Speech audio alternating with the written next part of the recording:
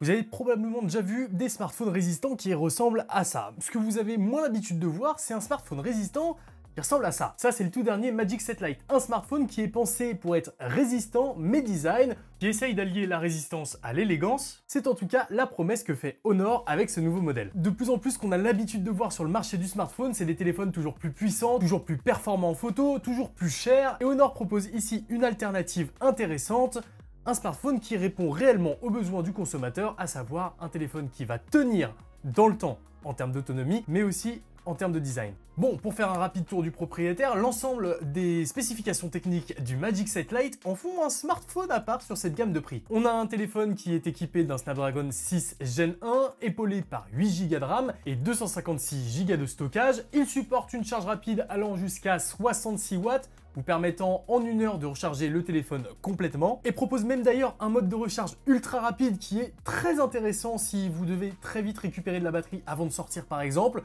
Ça, j'ai beaucoup aimé. À l'avant, on retrouve un écran AMOLED proposant une luminosité de 4000 nits et un rafraîchissement adaptatif pouvant varier entre 60, 90 et 120 Hz. Comme ça s'adapte rapidement à vos besoins sur l'instant pour éviter de trop surconsommer de la batterie. Comme d'habitude sur ces écrans, Honor propose ici la technologie PWM qui vous protège les yeux contre les scintillements et donc qui pourrait créer de la fatigue oculaire sur de la longue durée. L'écran aux bords incurvés propose une immersion vraiment intéressante et puis il est poinçonné juste en son centre pour y cacher un capteur selfie et un capteur de luminosité. À l'arrière, on retrouve un triple module photo, le premier capteur principal de 108 millions de pixels, qui offre des clichés plutôt convaincants dans l'absolu. Il est épaulé par un ultra grand angle de 5 millions de pixels qui certes propose une qualité un peu plus basse, mais le résultat est mine de rien plutôt cohérent et les images qui ressortent de ce combo sont plutôt agréables.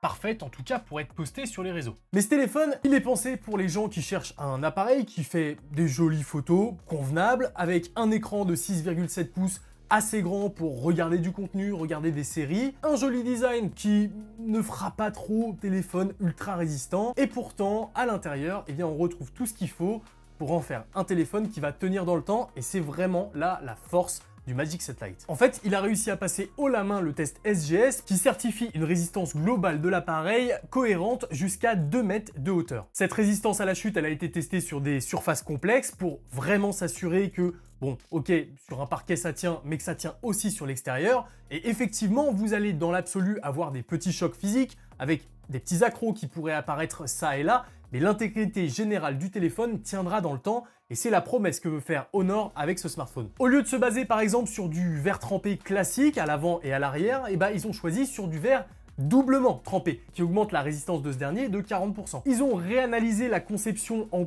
courbe des coins de l'appareil pour maximiser la résistance lors de chute, et les tests ont démontré une résistance augmentée de 16% par rapport au précédent modèle par exemple. Le châssis, lui aussi, en interne a été renforcé afin que ce dernier ne soit pas trop sensible aux déformations et aux vibrations lorsqu'il tombe, et clairement, on peut y aller, ça bouge pas. Le téléphone est évidemment protégé contre l'eau et la poussière avec de la jointure qui va venir protéger chacune des parties en interne de sorte à ce que l'eau ne puisse pas s'infiltrer dans le téléphone. Bref, tout a été pensé sur ce modèle pour vous offrir une sécurité au quotidien à l'utilisation. Alors attention, on ne peut pas dire qu'un téléphone est incassable ou résistant à n'importe quel problème.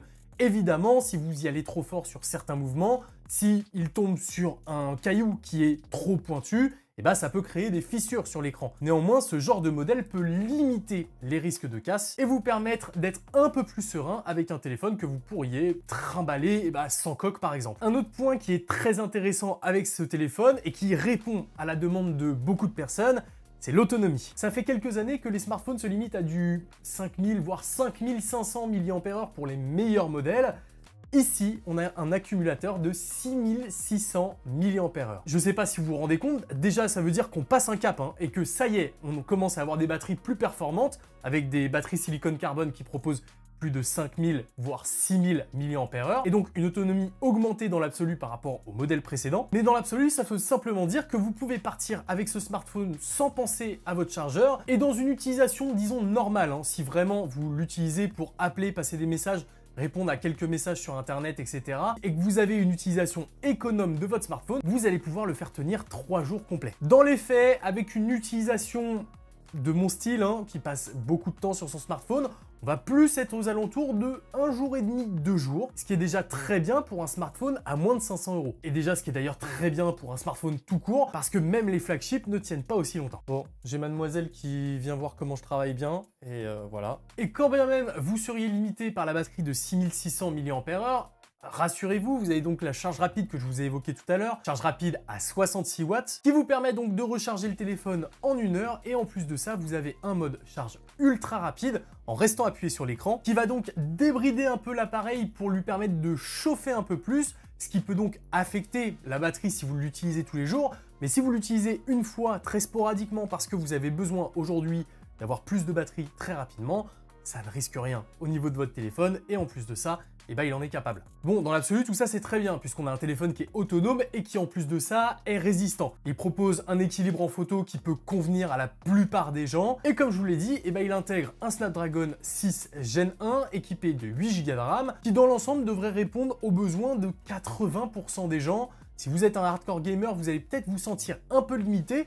Néanmoins, si vous aimez quelques petits jeux un peu casus et passer un peu de temps à jouer sur votre smartphone, et bah avec celui-ci, vous allez pouvoir le faire. Il fait pas non plus l'impasse sur les fonctionnalités d'intelligence artificielle qu'on peut retrouver de plus en plus aujourd'hui sur nos smartphones. En fait, il intègre déjà pas mal de fonctionnalités qu'on retrouve sur les plus gros modèles, comme la possibilité d'effacer quelque chose sur une photo, le Motion Sensing Capture qui permet à l'intelligence artificielle de sélectionner le moment précis, par exemple, dans une scène d'action, dans une scène de saut, etc., pour capturer la meilleure image au meilleur moment, ou encore le fameux Magic Portal de Honor qui permet de très facilement faire passer des photos d'une application à une autre, du texte, bref, de faire passer des informations d'un endroit à un autre sur votre smartphone. Bref, vous l'avez compris, on a ici un téléphone qui est bel et bien fait pour être un téléphone de 2025. Après donc quelques jours avec le Honor Magic 7 Lite, eh bien pour moi c'est un pari réussi de la part de Honor. Proposer un téléphone avec un design passe-partout, plutôt élégant d'ailleurs, qui allie résistance et autonomie longue durée,